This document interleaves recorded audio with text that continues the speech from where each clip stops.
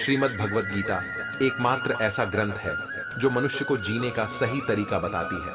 गीता जीवन में धर्म, कर्म और प्रेम का पाठ पढ़ाती है। श्रीमद् भगवद गीता का ज्ञान मानव जीवन और जीवन के बाद के जीवन दोनों के लिए उपयोगी माना गया है। गीता संपूर्ण जीवन दर्शन है और इसका अनुसरण करने वाला व्यक्ति सर्वश्रेष्ठ होता है। भगवद गीता पूरी पढ़ पाना थोड़ा मुश्किल है, इसीलिए आज के इस बेहद ही खास वीडियो में हम श्रीमद् भगवद गीता का संपूर्ण सार लेकर आए हैं, जिन्हें जानकर आप श्रीमद् भगवद गीता का सही मतलब समझ पाएंगे। इसलिए इन विचारों को आप हर रोज रात में सोने से पहले अवश्य सुनें, या दिन में जब भी आपको समय मिले तो भगवान श्री कृष्ण के मुख से निकली इन अनमोल बातों को सुनकर इस कलयुग में अपना कल्याण करें। तो चलिए जानते हैं भगवान श्री कृष्ण की अनमोल बातों को। भगवान श्री कृष्ण कहते हैं, यह संसार मेरी ही माया है, यह संसार मुझसे ही उत्पन्न हुआ है, मैं ही इसका पालन पोषण करता हूं। गीता में भगवान श्री कृष्ण महाराज ने संदेश दिया है कि अवश्य में भोगतव्यम कर्म कृतम शुभा शुभम, अर्थात व्यक्ति को अपने किए हुए शुभ और अशुभ सभी कर्मों का फल अवश्य ही भोगना होता है। नीति शास्त्रों ने मनुष्य के कर्म करने की तुलना किसान के साथ की है।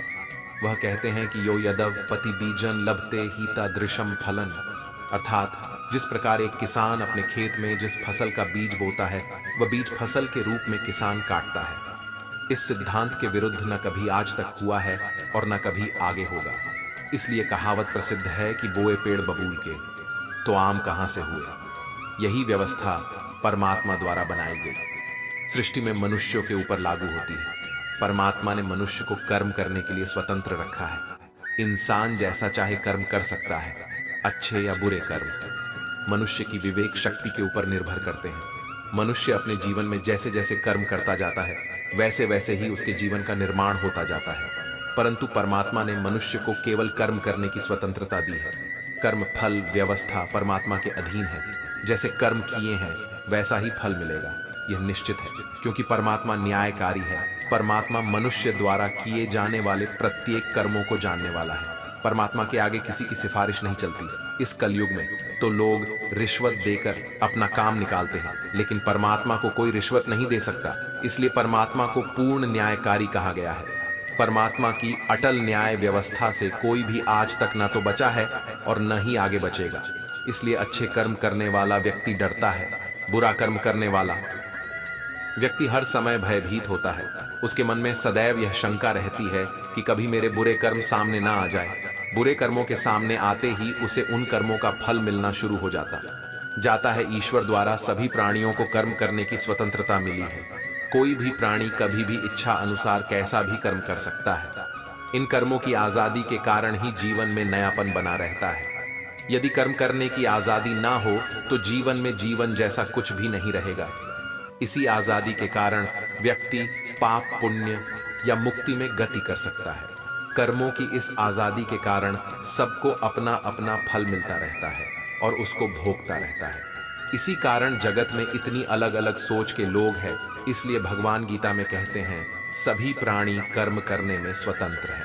व्यक्ति कई प्रकार के कर्म करता है, जिनमें अधिकतर कर्म बांधने वाले होते हैं। बांधने का मतलब है अपना फल देकर व्यक्ति को जगत में फंसाए रखने वाले होते हैं, क्योंकि यह कर्म आसक्ति और अहंकार से किए जाते हैं।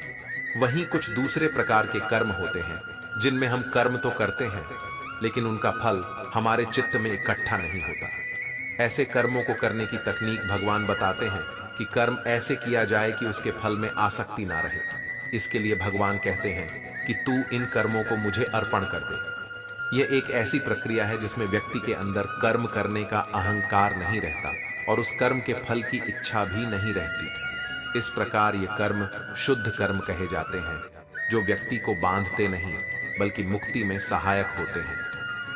भगवान यदि कह रहे हैं कि कर्मों और कर्म फलों को मुझे अर्पण कर दें, तो इसका मतलब भगवान हमारे कर्मों और फलों की आजादी पर अंकुश नहीं लगा रहे हैं, बल्कि कर्म करने की सही विधि से हमको सिखा रहे हैं, जिससे कर्म भी हो जाए और वह कर्म हमें परेशान भी ना करे। हमारे शास्त्रों में कहा गया है कि व्यक्ति जिस प्रकार का व्यवहार समाज के प्रति करता है, उसके प्रति भी वैसा ही व्यवहार करना चाहिए। जो इंसान हमारी संस्कृति, सभ्यता और धर्म का ही नाश करने पर तुला हुआ है। ऐसे दुष्टों का तो वध ही कर देना चाहिए। वेद में लिखा हुआ है, माया भरमानंद सद्र, अर्थात हे मनुष्य, तू मायावियों को, दुष्टों को, छल करने वालों को मार गिरा। महर्षि व्यास का कथन है कि जो मनुष्य जिसके साथ जैसा व्यवहार करें उसके प्रति वैसा ही व्यवहार करना चाहिए। यह धर्म है। ठगी से व्यवहार करने वाले के साथ ठगी का व्यवहार करना चाहिए और भला करने वाले के साथ भलाई का व्यवहार करना चाहिए। इस प्रकार शास्त्रों में, वेदों में दुष्टों की निंदा की गई है और यथापूर्वक व्यवहार करने का आदेश दिया गया है। गीता में श्री कृष्ण कहते हैं कि हमारा भाग्य हमारे ही अतीत के कर्मों का फल है। उसी तरह हम आज जो कर्म कर रहे हैं वह हमारे आने वाले कल को निर्धारित करेंगे। इसीलिए हमें हमेशा अपने कर्म अच्छे रखने चाहिए ताकि हमें इसका फल भी अच्छा ही मिले। गीता में श्री कृष्ण कहते हैं, उनके कर्जदार और वफादार हमेशा रहिए जिन्होंने आपके बुरे समय में आपका साथ दिया। अंजाम की खबर तो कर्ण को भी थी, लेकिन बात तो मित्रता निभाने की थी। श्री कृष्ण कहते हैं, शांति, सौम्यता, मौन, आत्म संयम और पवित्रता, यह पांचों चीजें मन को अनुशासित करती हैं। हर व्यक्ति में यह सारे गुण होने चाहिए, तभी वह सही मार्ग पर चल सकता है। गीता में कहा गया है कि आप किसी का भाग्य नहीं बदल सकते, लेकिन अच्छी प्रेरणा देकर उसका मार्गदर्शन तो कर ही सकते हैं। श्री कृष्ण के अनुसार जीवन में कभी मौका मिले तो सारथी बनना स्वार्थी नहीं। अहंकार मनुष्य से वह सब करवाता है जो अंत में उसी के विनाश का कारण बनता है। इसलिए मनुष्य को जितनी जल्दी हो सके अपना अहंकार त्याग देना चाहिए। श्री कृष्ण कहते हैं, कर्म वह फसल है जिसे इंसान को हर हाल में खुद काटना ही होता है। इसलिए हमेशा अच्छे बीज बोए ताकि फसल अच्छी हो। गीता जी। कर्मवाच्य के हानि लाभ में उलझने के बाद मनुष्य के कर्म की गति धीमी हो जाती है और वह धीरे धीरे लक्ष्य को अपने से दूर कर देती है। इसीलिए कर्म की गति अनवरत चलती रहे, मंद नहीं पर है। इसीलिए ही भगवान कृष्ण ने अर्जुन को यह महान संदेश दिया था कि आप चिंता किए, युद्ध करते रहो। कौन हारेगा, कौन जीतेगा, ये सब काल परिस्थिति के आधार पर अपने आप तय हो जाएगा।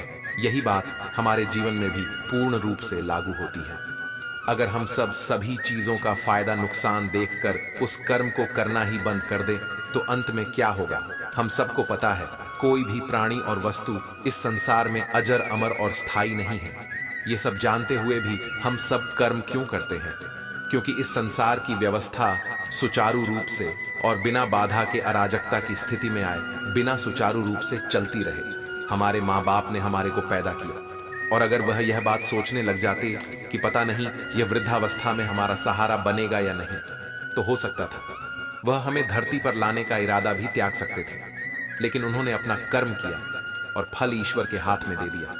तभी हम धरती पर आ पाए और ईश्वर चाहेगा तो हम उनकी अच्छी सेवा भी कर पाएंगे। गीता के अनुसार पुनर्जन्म भी होता है। हम भूल जाते हैं हम किसी भी योनि में जा सकते हैं। जो भोग योनि है उनमें परेशान होने पर आत्महत्या तक का अधिकार नहीं होता है। एक बैल कितना भी परेशान हो जाए वह अपनी मर्जी से मर भी नहीं सकता। जो भी किया है भोगना ही होगा। किसी ने बहुत अद्भुत बात कही है कि अगर आंखें सचमुच हमेशा के लिए बंद होने से पहले खुल जाए तो जिंदगी सुधर जाती है। दोस्तों, अगर हम कुछ कर्म ही नहीं करते तो हमारा जीवन ही व्यर्थ है और हम मेहनत से काम करेंगे तो उसका फल जरूर मिलेगा। दोस्तों, मेहनत ही सफलता का शॉर्टकट है, कोई अन्य शॉर्टकट नहीं है। तुम्हें मेहनत करनी होगी, मेहनत करनी ही होगी। आपको ईमानदारी से प्रयास करने होंगे। अगर आप कहते हैं कि परिणाम अच्छा नहीं आया तो आपको खुद से पूछना होगा कि क्या हमारे प्रयासों में कोई कमी है। दोस्तों, पुराणों में कहा गया है कि जो कुछ भी हमें मिलता है, माता पिता, भाई बहन, पति पत्नी, बहू बेटे, ये सब हमारे पिछले जन्म के आधार पर ही मिलते हैं। लोगों से इस जन्म में हमारा रिश्ता है। ये वही लोग हैं जिससे हमारा कभी ना कभी कोई रिश्ता जरूर था, कोई हिसाब किताब था जिसे पूरा करने के लिए भगवान हमें धरती पर भेजते हैं। दोस्तों, एक बार किसी गांव में एक किसान अपने परिवार के साथ रहता था और उसकी पत्नी, और वह बहुत ही नेक विचारों के इंसान थे। उनके एक बेटी भी थी जो कि अपाहिज थी। किसान और उसकी पत्नी दोनों ही अपनी पुत्री को अपाहिज देखकर बहुत दुखी रहते थे। उन्होंने अपनी बेटी के पांव का इलाज भी करवाया परंतु कोई फायदा नहीं हुआ। इसीलिए किसान और उसकी पत्नी दोनों अपनी बेटी की सेवा करते थे। उसके पैरों की मालिश करते हैं, उसे अपने हाथ से खाना खिलाते थे। किसान यह सोचकर परेशान रहता था, उसके बाद उसकी बेटी का क्या होगा, उसका ध्यान कौन रखेगा। किसान के गांव के पास दूसरे गांव में एक प्रसिद्ध संत महात्मा रहते थे। किसान अपनी पत्नी के साथ उन संत महात्मा की सेवा करने जाते थे और उनके उपदेश सुनते थे और वहां पर आए हुए लोगों की सेवा करते थे। एक दिन जैसे ही महात्मा जी का प्रवचन खत्म हुआ किसान ने कहा कि संत महात्मा में और मेरा परिवार आपकी और लोगों की बहुत सेवा किया करते हैं, कभी किसी का बुरा नहीं करते और अहिंसा के मार्ग पर चलते हैं और सच्चे मन से भगवान की पूजा अर्चना करते हैं। फिर भी हमारी बेटी अपाहिज क्यों पैदा हुई? उसे अपाहिज देखकर हमें बुरा लगता है। किसान की यह बात सुनकर महात्मा ने अपने नेत्र बंद कर लिए और कुछ समय बाद वापस नेत्र खोले और कहा कि मैं तुम्हारा पूर्व जन्म देख लिया और यह सब तुम्हारे पूर्व जन्म के पापों का फल है। पूर्व जन्म में तुम अपनी पत्नी और बेटे बहू के साथ रहते थे। तुम्हारा बेटा नगर के बाहर राजा के यहाँ नौकरी करता था और पिछले जन्म में जो तुम्हारी बहू थी वही अब तुम्हारी बेटी है। भाई, तुम्हारे घर में एक दुधारू गाय भी थी जिसकी तुम बहुत सेवा करते थे, लेकिन अपनी बहू के साथ तुम्हारा व्यवहार बहुत गलत था। तुम सदा अपनी बहू को बहुत परेशान करते थे और उसे खड़खोटी सुनाते थे। तुम्हारी बुरी बातें सुनकर तुम्हारे बहू बहुत परेशान थी, लेकिन फिर भी वह कुछ भी नहीं बोलती थी। एक बार की बात है, वह इतनी सहेली के साथ मेला देखने चली गई थी। वापस आने पर तुमने गुस्से से एक डंडा उसकी तरफ फेंका जिससे उसके पैर की ही हड्डी टूट गई और वह एक पैर उठाकर चलने लग गई और पूरे जन्म में वह परेशान ही रही, लेकिन फिर भी वह कुछ नहीं कहती थी। इस जन्म में तुम्हारी बेटी तुम्हारी वही बहू है, झूठ जो अपना हिसाब पूरा करने के लिए आई। जैसे तुमने उसे उस जन्म में रुलाया था, वह इस समय में तुम्हें रुला रही है। हालांकि तुमने गाय की सेवा की थी, जिसके कारण तुम्हें इस जन्म में बुद्धि निर्मल मिली है। तुम्हारा ज्यादा बुरा नहीं हुआ, तुम्हें अपने कर्मों की ही सजा मिली है। इसलिए हमेशा अच्छे और नेक कर्म करने चाहिए। कर्म का फल हर पल हमें मिलते रहता है, क्योंकि एक एक सांसों में हमारे साथ जो घटना घटित हो रही है वह हमारे कर्मों का परिणाम ही है। कर्म के कारण ही हम सांस ले पा रहे हैं। तो किसी की सांस अभी अभी खत्म हो चुकी होती है। कर्म हमारी काया तो उसका फल हमारी परछाई है। दोनों सदा साथ साथ ही रहते हैं। कर्म के कारण ही कोई आसानी से सांस ले पाता है तो कोई दमा में दम घुटता महसूस करता है। कर्म का फल हमको जागते, सोते, उठते, बैठते भोगना ही होता है। कर्म का कुछ फल तो तुरंत मिलता है, तो कुछ कर्मों के फल के लिए जन्मों जन्म इंतजार करना होता है। जैसे किसी ने आग में हाथ डाला तो तुरंत जल जाएगा, उसके लिए कल या परसों नहीं लगेगा। किंतु अपने यदि किसी का खून किया है, किसी को बेतहाशा तंग किया है, तो हो सकता है उसी जन्म में इसका फल ना मिले, लेकिन देर सबेर जरूर इसका दुष्परिणाम आपको भुगतना होगा ही। इसके फल से कोई बच नहीं सकता, चाहे ईश्वर का अवतार भगवान राम ही क्यों ना हो। उन्होंने भी बाली को छुप कर मारा था। उसके परिणाम में उन्हें श्री कृष्ण अवतार में उसी बाली के हाथों मरे जो शिकारी रूप में आया था। इसी प्रकार यदि आपने किसी की मदद की है तो ईश्वर वह मदद आप तक किसी न किसी माध्यम से कई गुना करके लौटा देंगे। ना अच्छा कर्म मिटता है, ना बुरा कर्म, यहाँ तक कि हमें मानसिक कर्मों की सजा भी मिलती है। इसलिए कहा जाता है, जैसे गाय का बच्चा हजारों गायों की संख्या में भी अपनी मां को ढूंढ लेता है, वैसे ही कर्म अपने कर्ता को भी हर हॉल में ढूंढ लेता है। अपने किसी का लिया पैसा नहीं लौट आया तो किसी जन्म में उसके नौकर या पालतू जानवर बनकर उसकी सेवा और चाकरी करेंगे, पर हिसाब तो पूरा होकर रहेगा। किसी का भला चाहा है तो वह भी आपकी किस्मत के कांटे कब दूर कर दगा आप समझ ही नहीं पाएंगे। अतः सेवा, दान, परोपकार जैसे पुण्य कर्म हमारे कर्म बंधनों को काटती है। इसलिए शास्त्रों में सत्कर्म करने पर जोर दिया गया है, क्योंकि अंततः हमारा उद्देश्य सभी कर्म बंधनों से मुक्त होना ही है। और जब हम कर्म का सिद्धांत समझेंगे तभी इस चक्रव्यूह से बाहर आ पाएंगे। हर कर्म का फल अलग अलग मिलता है, अर्थात बुरे कर्म के फल अच्छे कर्म के फल से निरस्त नहीं होते। कुछ कर्मों जैसे दैनिक दिनचर्या के कर्मों के फल तो साथ के साथ ही मिल जाते हैं, परंतु कुछ कर्मों के फल संचित हो जाते हैं और कुछ समय पश्चात इसी जन्म में या आने वाले जन्मों में प्रारब्ध के रूप में मिलते हैं। वर्तमान में किए जा रहे कर्म क्रियमाण कर्म कहलाते हैं। ऐसे क्रियमाण कर्म जिनके फल साथ के साथ नहीं मिलते वे संचित कर्म कहलाते हैं, और संचित कर्म प्रारब्ध के रूप में विभिन्न योनियों में भोगे जाते हैं और क्रमशः निरस्त होते जाते हैं। सबसे अंत में जीव पुनः बचे हुए कर्मों को प्रारब्ध के रूप में लेकर मनुष्य योनि में आता है। अन्य योनियों और मनुष्य योनि में यह अंतर है कि जबकि अन्य योनियों में जैसे जैसे कर्म भोगे जाते हैं वे निरस्त होते जाते हैं, परंतु मनुष्य योनि में प्रारब्ध कर्म भोगे जाने पर निरस्त तो होते हैं, परंतु हर भोगे जाने व कर्म नए कर्म पैदा करता जाता है। दरअसल मनुष्य योनि में भोगे जाने वाला कर्म प्रारंभ में क्रियमाण कर्म होता है, जो फिर संचित और प्रारब्ध कर्मों का स्रोत बनता है। इस प्रकार यह चक्र युग युगांतर तक चलता रहता है, जब तक जीव को मोक्ष की प्राप्ति नहीं हो जाती, अर्थात जब तक वह जन्म मरण के चक्र से छूट नहीं जाता। संक्षेप में मोक्ष का भी जिक्र कर लेते हैं, क्योंकि मोक्ष भी तो हमारे द्वारा किए जाने वाले कर्मों के तरीके पर निर्भर होता है। जब जीव मनुष्य के पाप और पुण्य दोनों प्रकार के कर्म फल शून्य हो जाते हैं तो वह मोक्ष का सुपात्र बन जाता है। गीता में और ब्रह्म विद्या शास्त्र में कहा गया है कि जब हम कर्म निष्काम भाव से करते हैं तो हमें उन कर्मों के फलों को भोगना नहीं होता। इसका यह अर्थ निकलता है कि मनुष्य योनि में यदि हमारे प्रारब्ध के कर्मों को भोगने का तरीका निष्काम होगा तो प्रारब्ध के कर्म तो निरस्त हो जाएंगे, परंतु नए कर्म नहीं मिलेंगे, अर्थात न संचित होंगे और न ही नया प्रारब्ध बनेंगे। निष्काम कर्म अर्थात स्वयं को परमेश्वर का दास समझते हुए परमेश्वर के वचनों के अनुसार अपने कर्तव्य निभाना, परंतु उनके फल की इच्छा ना रखना। भगवत गीता समझाती है कि आत्मा अजन्मी है, इसे कोई मार नहीं सकता, कोई जला नहीं सकता, डूबा नहीं सकता, काट नहीं सकता, लेकिन आत्मा को परमात्मा के साथ हमेशा रहने के लिए यह परीक्षा रूपी जीवन में बैठना ही पड़ देगा।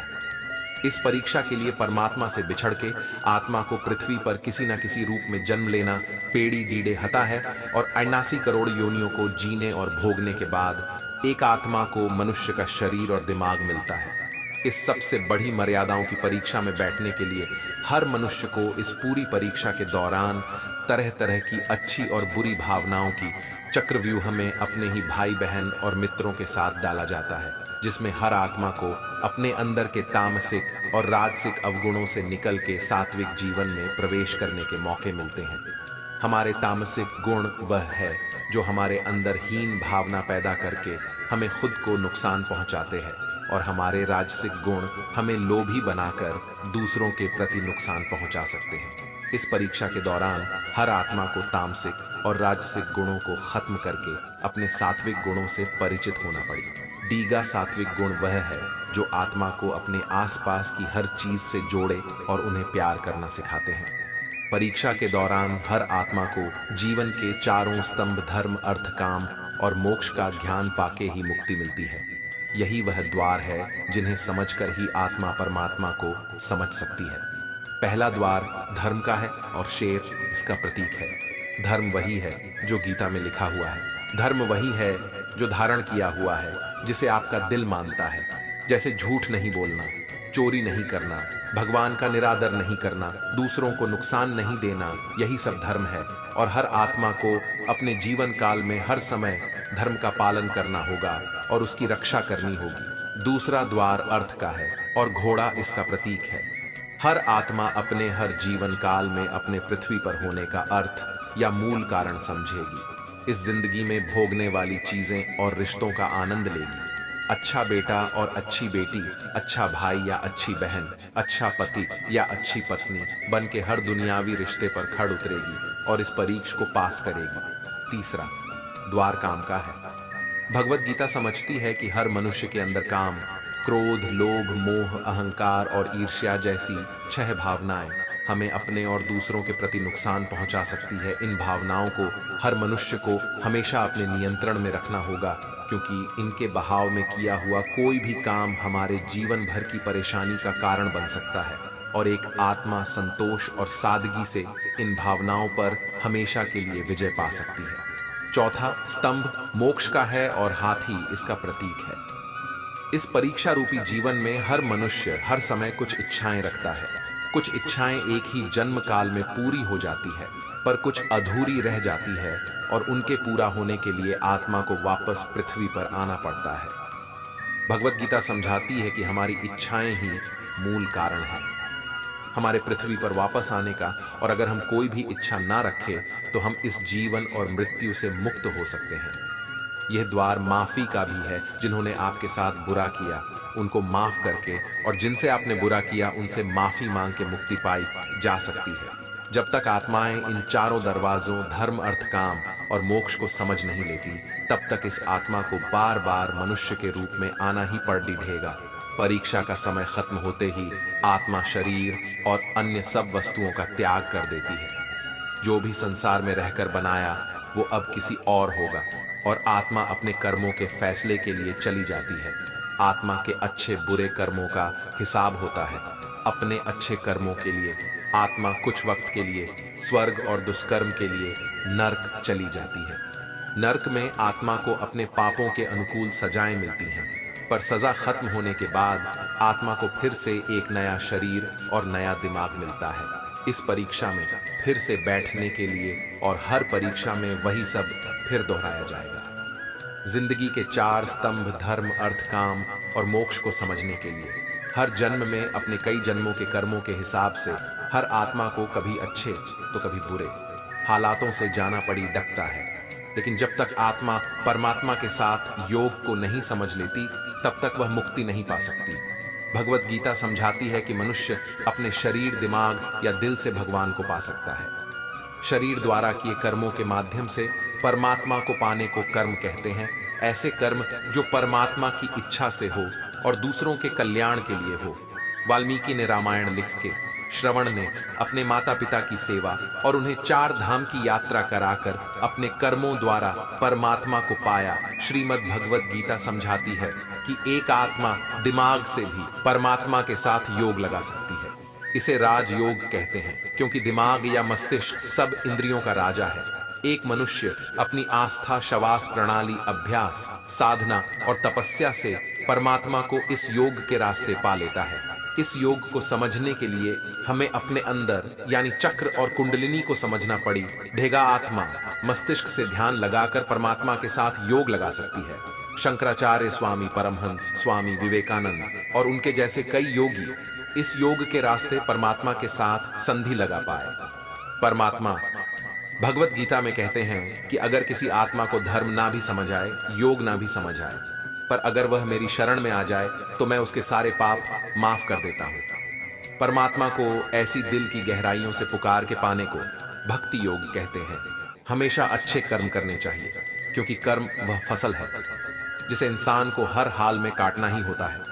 जैसे आपके कर्म होंगे वैसे ही उनके परिणाम या फल भी होंगे। कर्मों का गणित सीधा और सरल है। कर भला तो हो भला, कर बुरा तो हो बुरा। मनुष्य जिस रूप में ईश्वर को याद करता है भी उसे उसी रूप में दर्शन देते हैं। अपनी ऊर्जा को चिंता करने में खत्म करने से बेहतर है इसका उपयोग समस्याओं का समाधान ढूंढने में किया जाए। बुराई को देखना और सुनना ही बुराई की शुरुआत है। जो मनुष्य जीत पाकर भी भगवान का कीर्तन नहीं करता, वह दुर्बुद्धि मनुष्य मोक्ष का रास्ता पाकर भी उस पर जाने की चेष्टा नहीं करता।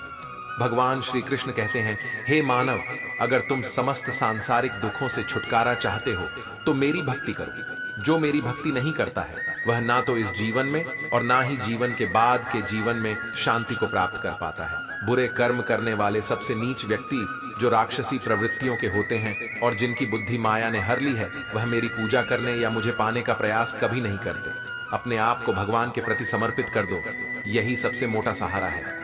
जो कोई भी सहारे को पहचान गया है वो डर, चिंता और दुखों से मुक्त रहता है। भगवान पर विश्वास उस बच्चे की तरह करो जिसे हवा में उछालो तो वह हंसता है, डरता नहीं है, क्योंकि वह जानता है कि आप उसे गिरने नहीं देंगे। श्री कृष्ण कहते हैं, यदि मेरा भक्त मौन होकर सब सुन रहा है तो स्मरण रखिए, उसके मौन और विश्वास का उत्तर मैं स्वयं देता हूं। सिर्फ उस एक के सामने झुको, वह हर किसी के सामने तुम्हें कभी झुकने नहीं देगा।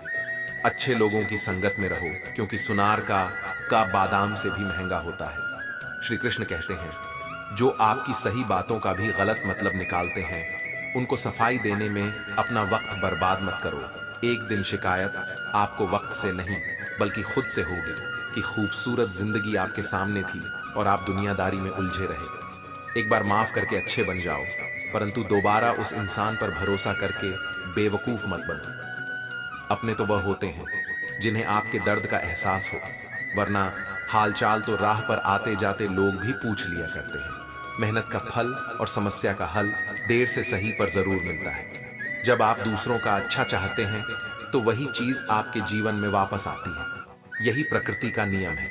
टूटी हुई चीज सबसे ज्यादा तकलीफ देती है, जैसे भरोसा, दिल नींद और सबसे उम्मीद। इच्छा पूरी नहीं होती तो क्रोध आता है, और पूरी हो जाती है तो लोभ होता है। इसलिए जीवन में हर परिस्थिति में धैर्य बनाए रखना श्रेष्ठ है। मदद लेने तो सब लोग आ जाते हैं, परंतु जब आपको मदद की जरूरत होती है तो मदद करने वाला कोई नहीं दिखता। श्री कृष्ण कहते हैं, अच्छे कर्म करिए और भूल जाइए, समय आने पर उसका फल जरूर मिलेगा। दोस्तों, ब्लेड की धार बहुत तेज होती है, परंतु पौधे को काट नहीं सकती। हर इंसान अपनी काबिलियत के अनुसार श्रेष्ठ होता है, इसलिए अपने आप को किसी और के साथ मत तोलिए। जब परमात्मा को आपसे प्यार होता है तो वह आपके लिए वही करते हैं जो आपके लिए अच्छा होता है, और तमाम उन लोगों को आपसे दूर कर देते हैं जो आपके काबिल नहीं होते हैं। अपनी समस्याओं को कभी किसी के साथ शेयर मत कीजिए, क्योंकि ज्यादातर लोग आपकी उन समस्याओं की परवाह नहीं करते, और बाकी के लोग खुश हो जाएंगे कि आपके पास यह समस्याएं हैं। श्री कृष्ण कहते हैं, अगर कोई आपकी कीमत ना समझ सके तो निराश मत होना, क्योंकि छोटे व्यापारी को हीरे की परख नहीं होती। मौन और मुस्कान, यह दो शक्तिशाली उपकरण है। मौन कई समस्या को हल करने का एक तरीका है, और मुस्कान कई समस्याओं से बचने का। कोई भी इंसान ऐसे ही अपने आप को नहीं बदलता। जिंदगी में कुछ हादसे ऐसे होते हैं जो इंसान को बदलने पर मजबूर कर देते हैं। जिंदगी एक बार मिलती है, यह बिल्कुल गलत है। सिर्फ मौत एक बार मिलती है, जिंदगी तो हर रोज मिलती है। श्री कृष्ण कहते हैं, करने दो जो आपकी बुराई करते हैं। ऐसी छोटी छोटी बातें तो सिर्फ छोटे छोटे लोग ही करते हैं। सिर्फ धोखा देना ही धोखा नहीं होता, किसी के साथ अपनेपन का नाटक करना, यह भी बहुत मोटा धोखा होता है। हिम्मत मत हारना दोस्तों, अभी आगे जाना है। जिन्होंने कहा था तुमसे नहीं होगा, उनको भी करके दिखाना है। श्री कृष्ण कहते हैं, जिसका भी साथ दो, खुलेआम दो विरोधी कहलाओगे, लेकिन गद्दार तो नहीं। कोई भी रिश्ता अपनी मर्जी से नहीं बनता, क्योंकि आपको कब, कहां और किस मिलना है ये ऊपर वाला ही तय करता है। कहने वाले तो बिना सोचे समझे कुछ भी बोल देते हैं, लेकिन कभी ये सोचा है कि सुनने वाले पर क्या बीती है। धोखा देना एक कर्ज है जो आपको किसी और के हाथ से जरूर मिलेगा। उस व्यक्ति की शक्ति का कोई मुकाबला नहीं कर सकता जिसके पास सहन शक्ति है। बोलने की ताकत सबके पास होती है, लेकिन किसी को जीत पसंद आती है तो किसी को रिश्ते बुद्धि तो सबके पास होती है, परंतु चालाकी करना है या ईमानदारी, यह संस्कारों पर निर्भर करता है। जीवन में त्याग के बिना कुछ भी पाना आसान नहीं। एक सांस लेने के लिए भी पहली सांस त्यागने होती है। जो लोग आपके जज्बातों की कदर नहीं करते, उन्हें अलविदा कहने में कोई बुराई नहीं। संभल कर रखी हुई चीज और ध्यान से सुनी गई बात कभी भी कम सकती है। बस तुम खुद से मत हारना, बाकी सब श्री कृष्ण देख लेंगे घमंड से भी। कुछ रिश्ते अक्सर खत्म हो जाते हैं कसूर, हर बार गलतियों का नहीं होता। शंका का कोई इलाज नहीं और चरित्र का कोई प्रमाण नहीं। हर करीबी इंसान को राज मत बताओ, क्योंकि जो आज आपके साथ है वह कल आपके खिलाफ भी हो सकते हैं। जिसने अपने मन को काबू कर लिया, उसकी सफलता को भगवान भी नहीं रोक सकते। हृदय से जो दिया जा सकता है वह हाथों से नहीं, और जो मौन से कहा जा सकता है वह शब्दों से नहीं। जिन्होंने समय पर साथ दिया, उन रिश्तों की कद्र समय से ज्यादा करनी चाहिए। तुम्हारा एकांत ही तुम्हें मनुष्य बना सकता है। श्री कृष्ण कहते हैं, जो इंसान अच्छे विचारों और अच्छे संस्कारों को अपना लेता है, उसे हाथ से माला फेरने की जरूरत ही नहीं है। वक्त जब न्याय करता है तो गवाहों की जरूरत नहीं होती। माफी मांगने वाले हमेशा गलत नहीं होते। कुछ लोग झुक जाते हैं रिश्तों को बचाने के लिए। अर्जुन ने 10 लाख सैनिकों को त्याग करके श्री कृष्ण को चुना। यह विश्वास का उत्तम उदाहरण है। भरोसे में सावधानी भी आवश्यक है, क्योंकि कभी कभी खुद के दांत जीभ को ही काट लेते हैं। उपवास हमेशा अनाज का ही क्यों, लोभ, लालच, जंगली काम, क्रोध और गंदे विचारों का भी करना चाहिए। उनकी बातों की तरफ जरा सा भी ध्यान मत दीजिए। जो आपकी पीठ पीछे आपकी चुगली करते हैं, इसका सीधा सा अर्थ है कि आप उनसे 2 कदम आगे हैं। लोग आपको जरा सी बात पर त्याग देते हैं और श्री कृष्ण जरा सी प्रार्थना से आपका हाथ थाम लेते हैं। दरिया बनाकर किसी को डुबाने से अच्छा है कि आप जरिया बनकर किसी को बचाएं। ईश्वर के प्रेम में जो रोने का आनंद है वह संसार की माया में हंसने का भी नहीं है। दोस्तों, बोलने से पहले सोच लो, क्योंकि बोलने के बाद सोचा नहीं पछताया जाता है। जीवन में आगे सफल होना है तो बहरे हो जाओ, क्योंकि अधिकतर लोगों की बातें मनोबल गिराने वाली होती हैं। अगर आपका कोई शत्रु नहीं है तो इसका मतलब यह है कि आप उस जगह पर खामोश थे जहां बोलना बहुत जरूरी था। प्रेम कभी भी अपनी जरूरत पूरी करने के लिए नहीं होता। प्रेम हमेशा एक दूसरे के सुख दुख में साथ और भावना को समझने के लिए होता है। श्री कृष्ण कहते हैं कि अगर जिंदगी में सुकून चाहते हो तो लोगों की बातों को दिल से मत लगाओ। जिंदगी में अगर कोई सलाह मांगे तो सलाह के साथ में साथ भी देना, क्योंकि सलाह गलत हो सकती है परंतु साथ कभी गलत नहीं हो सकता। अगर कोई तुमसे कुछ मांगे तो तुम उसे दे देना, क्योंकि भगवान ने आपको देने वालों में रखा है, मांगने वालों में नहीं। इंसान का व्यक्तित्व तभी निखर कर आता है जब वह अपनों से ही ठोकर खाता है। श्री कृष्ण कहते हैं, हर किसी की जिंदगी में समस्याएं हैं, लेकिन इंसान खुद की समस्या को ही सबसे ज्यादा और सबसे मोटी समस्या समझता है। कुछ लोग कहते हैं कि औरत का कोई घर नहीं होता, परंतु सच यह है कि औरत के बिना तो कोई घर ही नहीं होता। सही दिशा और सही समय का ज्ञान ना हो तो उगता हुआ सूरज भी डूबता हुआ नजर आता है। गिरगिट माहौल देखकर रंग बदलता है, पर इंसान हालत देखकर रंग बदलता है। दुनिया का सबसे भाग्यशाली इंसान वही है जिसके पास भोजन के साथ भोग है, नींद के साथ बिस्तर है और धन के साथ धर्म है। उस इंसान से हमेशा ही दूरी बनाए रखें जिस इंसान को खुद की गलती का एहसास ना हो। भगवान श्री कृष्ण अर्जुन को उपदेश देते हुए कहते हैं, तू मन छोटा मत किया कर, जहां तेरे अपने मुंह फेर लेंगे वहां मैं तेरा साथ दूंगा। जीवन में कभी किसी से अपनी तुलना मत करो, तुम जैसे भी हो सर्वश्रेष्ठ हो। प्रेरणा का सबसे मोटा स्रोत आपके अपने विचार हैं, इसलिए अच्छा सोचे और खुद को जीतने के लिए प्रेरित करें। दुख भोगने वाला आगे चलकर सुखी हो सकता है, मगर दुख देने वाला कभी सुखी नहीं हो सकता। इसलिए अपने अंदर करुणा रखें, आवेश नहीं, क्योंकि पुष्प मेघ की वर्षा से खिलते हैं, उसकी गर्जना से नहीं। गलत व्यक्ति जितना भी मीठा बोले आपके लिए बीमारी बन जाएगा, और सच्चा व्यक्ति कितना भी गलत लगे एक दिन औषधि बनकर काम आएगा। भगवान श्री कृष्ण कहते हैं, मन की शांति से मोटी इस संसार में कोई भी संपत्ति नहीं है। जिस व्यक्ति ने अपने मन को शांत रखना सीख लिया है उससे ज्यादा धनवान इस संसार में कोई नहीं है। समय मनुष्य के बनाए मार्ग पर नहीं चलता, मनुष्य को समय के दिखाए मार्ग पर चलना होता है। इसी को नियति कहते हैं। जीवन कठिन तब लगता है जब हम स्वयं में बदलाव करने के बजाय परिस्थितियों को बदलने का प्रयास करते हैं। सत्य कभी दावा नहीं करता कि मैं सत्य हूं, लेकिन झूठ हमेशा दावा करता है कि सिर्फ मैं ही सत्य हूं। भगवान श्री कृष्ण कहते हैं, जिस प्रकार प्रकाश की ज्योति अंधेरे में चमकती है, ठीक उसी प्रकार सत्य भी चमकता है। इसलिए मनुष्य को हमेशा सत्य की राह पर ही चलना चाहिए। हे अर्जुन, तुम्हारा क्या गया जो तुम रोते हो? तुम क्या लाए थे जो तुमने खो दिया? तुमने क्या पैदा किया था जो नष्ट हो गया? तुमने जो लिया यहीं से लिया, जो दिया यहीं पर दिया। जो आज तुम्हारा है कल किसी और का होगा, क्योंकि परिवर्तन ही संसार का नियम है। और समय के साथ संसार में हर चीज बदलती है, हर चीज परिवर्तन के नियम का पालन करती है। ना तो यह शरीर तुम्हारा, ना ही तुम इस शरीर के मालिक हो। यह शरीर पंच तत्वों से बना है, अग्नि, जल, वायु, पृथ्वी और आकाश। एक दिन यह शरीर इन पंच तत्वों में विलीन हो जाएगा। इस संसार में भाग्य से अधिक और समय से पहले ना किसी को मिला है और ना ही कभी मिलेगा। जीवन में वाणी को संयम में रखना अनिवार्य है, क्योंकि वाणी से दिए हुए घाव कभी भरे नहीं जा सकते। श्री कृष्ण भगवान कहते हैं, धर्म के लिए बोलना सीखो, अधर्मी का काल बनना सीखो और अपनों के लिए त्याग करना सीखो। सत्य हमेशा पानी में तेल की एक बूंद के समान होता है। जितना भी असत्य का पानी डाले वह हमेशा ऊपर ही तैरता है। सज्जन व्यक्तियों को सदैव अच्छा व्यवहार करना चाहिए, क्योंकि इन्हीं के पद चिन्हों पर सामान्य व्यक्ति अपने रास्ते चुनता है। किसी का अच्छा ना कर सको तो बुरा भी मत कर, क्योंकि दुनिया कमजोर है, लेकिन दुनिया बनाने वाला नहीं। जो मनुष्य भगवत गीता को सुनकर उस पर अमल करता है, उसके सारे दुष्कर्म का प्रभाव समाप्त हो जाते हैं। जिंदगी में हम कितने सही हैं और कितने गलत हैं, यह केवल दो लोग जानते हैं, एक परमात्मा और दूसरी हमारी अंतरात्मा।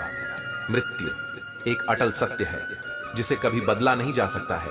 इस संसार का जब से निर्माण हुआ है तब से जन्म मृत्यु का चक्र चलता आ रहा है।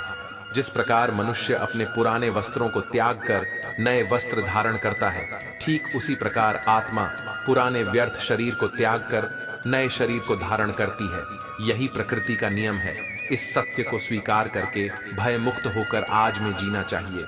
ज्ञानी व्यक्ति ना तो मरने वाले का शोक करते हैं और ना ही उनका शोक करते हैं जो अभी जिंदा है, क्योंकि वह जानते हैं जो मर गया वह फिर से जन्म लेगा और जो जिंदा है वह एक दिन जरूर मरेगा। भगवान श्री कृष्ण कहते हैं, जीवन में कभी मौका मिले तो किसी के लिए सारथी बनना स्वार्थी नहीं।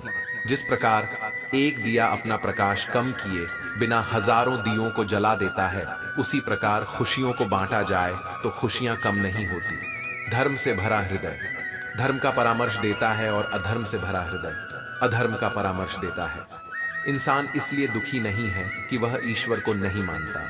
इंसान इसलिए दुखी है क्योंकि वह ईश्वर की नहीं मानता। समय आने पर सबको मिलता है, समय से पहले की छा ही दुख का कारण बनती है। क्रोध मनुष्य को नरक की ओर ले जाने वाला द्वार है। क्रोध करने से व्यक्ति का मन अशांत हो जाता है। वह आवेश में आकर कई बार अपना ही नुकसान कर बैठता है। भगवान श्री कृष्ण कहते हैं, मनुष्य को क्रोध करने से बचना चाहिए। चाहे कितना भी गुस्सा क्यों ना आए, स्वयं को शांत रखने का प्रयास करना चाहिए। इस संपूर्ण संसार में कोई भी व्यक्ति महान नहीं जन्मा होता है, बल्कि उसके कर्म उसे महान बनाते हैं। सही कर्म वह नहीं है जिसके परिणाम हमेशा सही हो, अपितु सही कर्म वह है जिसका उद्देश्य कभी गलत ना हो। इंसान हमेशा अपने भाग्य को कोसता है, यह जानते हुए भी कि भाग्य से भी ऊंचा उसका कर्म है जो उसके स्वयं के हाथों में है। इस संसार में आज जो तुम्हारे पास है, कल वह किसी और का था, परसों वह किसी और का होगा। तुम यहाँ खाली हाथ आए थे और खाली हाथ ही जाओगे। जो बीत गया उस पर दुख क्यों करना, और जो है उस पर अहंकार क्यों करना, और जो आने वाला है उसका मोह क्यों करना। प्रत्येक बुद्धिमान व्यक्ति को क्रोध और लोभ त्याग देना चाहिए, क्योंकि इससे आत्मा का पतन होता है। मनुष्य अपने हृदय से जो दान कर सकता है वह अपने हाथों से नहीं कर सकता, और मौन रहकर जो कुछ वह कह सकता है वह शब्दों से नहीं कह सकता। मन पर नियंत्रण रखना जरूरी है। मनुष्य का मन वायु की तरह चंचल है। यह मन ही है जो मनुष्य को काम वासनाओं की तरफ भटका रहता है। अगर जीवन को सफल बनाना है तो मन पर काबू करना बहुत जरूरी है। मन को वश में करने से दिमाग की शक्ति केंद्रित होती है, जिससे कार्यों में सफलता मिलने लगती है। गीता के अनुसार जिस व्यक्ति ने अपने मन पर काबू पा लिया, वह मन में पैदा होने वाली बेकार की चिंताओं और इच्छाओं से भी दूर रहता है। साथ ही व्यक्ति अपने अपने लक्ष्य को भी आसानी से प्राप्त कर लेता है। अगर मन को वश में नहीं करोगे तो वह तुम्हारा सबसे बड़ा शत्रु बन जाएगा। किसी भी व्यक्ति को ना तो समय से पहले और ना ही भाग्य से अधिक कुछ मिलता है, लेकिन उसे पाने के लिए सदैव प्रयत्नशील रहना चाहिए। हमेशा शक करने वाला व्यक्ति कभी शांति प्राप्त नहीं कर पाता है, इसलिए संदेह करने से बचे। अधिक संदेह करने से मन की शांति भंग हो जाती है और व्यक्ति भ्रमित होकर अपने संबंधों को नष्ट कर डालता है। तन की सुंदरता मन को आकर्षित करती है, जबकि स्वभाव की सुंदरता हृदय को आकर्षित करती है। इसलिए मनुष्य का स्वभाव हमेशा निर्मल होना चाहिए। इतिहास कहता है कि कल सुख था, विज्ञान कहता है कि कल सुख होगा, लेकिन धर्म कहता है अगर मन सच्चा और दिल अच्छा हो तो हर रोज सुख है। कौन क्या कर रहा है, कैसे कर रहा है और क्यों कर रहा है, इन सब से आप जितना दूर रहेंगे उतना ही खुश रहेंगे। भगवान श्री कृष्ण कहते हैं, जिस मनुष्य के अंदर ज्ञान की कमी और ईश्वर में श्रद्धा नहीं होती, वह मनुष्य जीवन में कभी भी आनंद और सफलता को प्राप्त नहीं कर पाता। मोह विनाश का कारण होता है। मनुष्य के दुखों का मूल कारण उसका मोह ही है। वह जितना अधिक मोह करेगा उतना ही अधिक कष्ट भी भोगे। पछतावा अतीत नहीं बदल सकता और चिंता भविष्य नहीं संवार सकती। इसलिए वर्तमान में आनंद लेना ही जीवन का सच्चा सुख है। मानव कल्याण ही भगवत गीता का प्रमुख उद्देश्य है। इसलिए मनुष्य को अपने कर्तव्य पालन करते समय मानव कल्याण को प्राथमिकता देनी चाहिए। हे अर्जुन, वह जो वास्तविकता में मेरे उत्कृष्ट जन्म और गतिविधियों को समझता है, वह शरीर त्यागने के बाद पुनः जन्म नहीं लेता और मेरे परम धाम को प्राप्त होता है। वह व्यक्ति जो सभी इच्छाएं त्याग देता है और मैं और मेरा की लालसा और भावनाओं से मुक्त हो जाता है, उसे अपार शांति की प्राप्ति होती है। श्री कृष्ण कहते हैं, जो तुम्हारा साथ देता है तुम उसका साथ दो, जो तुम्हें धोखा देता है तुम उसे त्याग दो। जिस जगह आपका सम्मान नहीं हो वहां पर कभी जाना नहीं चाहिए, वरना लोग आपको कमजोर और मूर्ख समझेंगे। जहां बारिश ना हो वहां फसल खराब हो जाती है और जहां संस्कार ना हो वहां नस्ल भी खराब हो जाती है। ईश्वर ने हमें जो कुछ भी दिया है वही हमारे लिए पर्याप्त है और यही एक अटल सत्य भी है। संयम, सदाचार, स्नेह एवं सेवा, ये गुण सत्संग के बिना नहीं आते। ईश्वर से की गई प्रार्थना से इंसान की स्थिति बदले या ना बदले, पर उस प्रार्थना से इंसान के चरित्र में जरूर बदलाव आता है। जो लोग यह कहते हैं कि मेरे पास वक्त नहीं है, असल में उनके खास रिश्तों की गिनती में आपका नाम ही नहीं है। बात इतनी मधुर रखो कि कभी वापस भी लेनी पड़े तो स्वयं आपको अजीब ना लगे। खुद में स्वाभिमान होना जरूरी है, वरना लोग आपको वहां भी दबाने की कोशिश करें जहां आपका अधिकार है। जब तक तुम अपने आप से नहीं हार जाओ तब तक दुनिया की कोई ताकत तुम्हें हरा नहीं सकती है। चुप रहने से मोटा कोई जवाब नहीं और माफ कर देने से ज्यादा कोई सजा नहीं। जिस मनुष्य के पास सब्र की ताकत है उस मनुष्य की ताकत का कोई मुकाबला नहीं कर सकता। हमारी व्यर्थ की चिंता और मन का भय एक ऐसा रोग होता है जिससे हमारी आत्मीय शक्ति बिखर जाती है। मनुष्य को जीवन की चुनौतियों से भागना नहीं चाहिए और ना ही भाग्य और ईश्वर की इच्छा जैसे बलों का प्रयोग करना चाहिए। कमजोर तुम नहीं, तुम्हारा वक्त है और वक्त सबका बदलता है। तुम बस अपना कर्म करते जाओ। जिसने कभी संकट नहीं देखा उसे अपनी ताकत का कभी एहसास नहीं होगा। जो मनुष्य दूसरों की तकलीफों को समझते हैं, जिनमें दया है, जो दिल से अच्छे हैं, उन्हें दोबारा जन्म नहीं मिलता है। किसी को कुछ देकर घमंड मत कर, क्या पता तू दे रहा है या पिछले जन्म का कर्ज चुका रहा है। घमंडी मनुष्य का वंश, वैभव और प्रतिष्ठा तीनों ही चले जाते हैं। विश्वास ना हो तो रावण, कौरव और कंस को देख लीजिए। किसी पर विश्वास करना हो तो उनकी बातों पर नहीं, उनकी हरकतों पर ध्यान दो। भगवान श्री कृष्ण कहते हैं, जो मनुष्य मुझे जान लेता है वह जन्म मरण के बंधनों से मुक्त हो जाता है। जो भाग्य में है वह भाग कर आएगा और जो भाग्य में नहीं है वह आकर भी भाग जाएगा। जैसे हवा के झोंके नाव को भटका देते हैं, वैसे ही मनुष्य की इच्छाएं बुद्धि को भटका देती हैं। जो मनुष्य सुख और दुख में, मान और अपमान में शांति रहता है वह मनुष्य मुझे अति प्रिय है। ये संसार मेरी ही माया है, ये संसार मुझसे ही उत्पन्न हुआ है। मैं ही इसका पालन पोषण करता हूँ और मैं ही इस सृष्टि का विनाश भी करता हूँ। मैं भूत, वर्तमान और भविष्य के सभी प्राणियों को जानता हूँ, लेकिन वास्तविकता में मुझे कोई नहीं जानता। मैं ऊष्मा देता हूँ, मैं वर्षा करता हूँ और रोकता भी हूँ। मैं अमृतत्व भी हूँ और मृत्यु भी। मेरे लिए ना कोई घृणित है और ना प्रिय। किंतु जो व्यक्ति भक्ति के साथ मेरी पूजा करते हैं वह मेरे साथ हैं और मैं भी उनके साथ हूँ। ईश्वर की शक्ति मनुष्य के होश, भावनाएं और मन की गतिविधियों के माध्यम से सदा उसके साथ रहती है। समझदार व्यक्ति जब संबंध निभाना बंद कर देता है तो समझ लेना चाहिए उसके आत्मसम्मान को कहीं ना कहीं ठेस अवश्य पहुंची है। प्रेम सदैव माफी मांगना पसंद करता है और अहंकार सदैव माफी सुनना पसंद करता है। कर्म ही तुम्हारी पहचान है, वरना एक नाम के यहाँ हजारों इंसान हैं। अच्छे कर्म करने के बावजूद भी लोग केवल तुम्हारी बुरी बात ही याद रखेंगे। इसलिए लोग क्या कहते हैं इस पर कभी ध्यान मत दो। जितना हो सके खामोश ही रहना अच्छा है, क्योंकि सबसे ज्यादा गुनाह इंसान से उसकी जुबान ही करवाती है। किसी को धोखा देना एक कर्ज है जो आपको किसी और के हाथों एक दिन जरूर मिलेगा। एक अच्छी नजर वही है जो सिर्फ अपनी कमियों और दूसरों के गुणों को तलाश करती है। कभी उस व्यक्ति पर भरोसा मत करो जो वक्त के साथ अपना स्वभाव बदल लेता है। सबको अपना जीवन बदलने के लिए समय मिलता है, परंतु समय बदलने के लिए दोबारा जीवन नहीं मिलता। जो होने वाला है वह होकर रहता है और जो नहीं होने वाला है वह कभी नहीं होता। ऐसा निश्चय जिनकी बुद्धि में होता है उन्हें चिंता कभी नहीं सताती। अच्छी नीयत से किया गया काम कभी व्यर्थ नहीं जाता और उसका फल आपको जरूर मिलता है। जीवन में सबसे मोटी गलती वही होती है जिस गलती से हम कुछ सीख नहीं पाते हैं। तुम आज जो भी कर्म कर रहे हो उसका फल तुम्हें कल प्राप्त होगा, और आज जो तुम्हारे पास है वह तुम्हारे द्वारा किए गए पिछले कर्मों का ही फल है।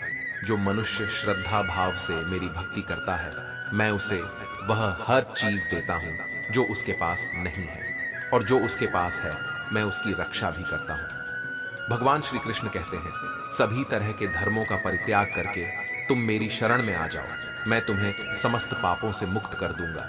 कोई भी कारण हो, कोई भी बात हो, गुस्सा मत करो, जोर से मत बोलो, मन शांत रखो, विचार करो और फिर निर्णय लो। असली महान आदमी वह होता है जिससे मिलने के बाद कोई खुद को छोटा महसूस ना करे। इंसान की पहचान करनी हो तो सूरज से नहीं, चरित्र से कीजिए, क्योंकि सोना अक्सर लोहे की तिजोरी में ही रखा जाता है। केवल उस इंसान को आपकी आलोचना करने का अधिकार है जो आलोचना के साथ सहायता करने की भी भावना रखता है। वक्त बड़ा अजीब होता है, उसके साथ चलो तो किस्मत बदल देता है, और साथ ना चलो तो किस्मत जिंदगी ही बदल देती है। रोने से इंसान कमजोर बनता है, यह गलत है, बल्कि रो रो कर टूटा हुआ इंसान ही बहुत मजबूत बनता है।